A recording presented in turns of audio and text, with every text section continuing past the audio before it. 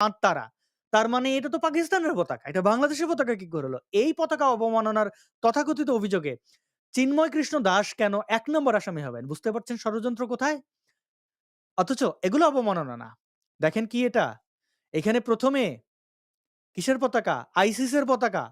এরপরে প্যালেস্টাইনের পতাকা। এরপরে বাংলাদেশের পতাকা। আবার বাংলাদেশের পতাকার মধ্যে আবার কি আছে? সৌদি আরবের যেরকম সন্ত্রাসের স্লোগান, এরকম সন্ত্রাসের স্লোগান আছে। এগুলো অবমাননা না। এগুলো অবমাননা নয়। কারণ তারা পতাকা গায়ে দেবে, পায়ে প্যান্টের উপর পড়বে, এগুলো অবমাননা নয়। এগুলো অবমাননা নয়। এগুলো অবমাননা নয়। বাঙ্গু প্রগতিশীল এবং সন্ত্রাসী মুসলমান দেখ, এগুলো অবমাননা নয়।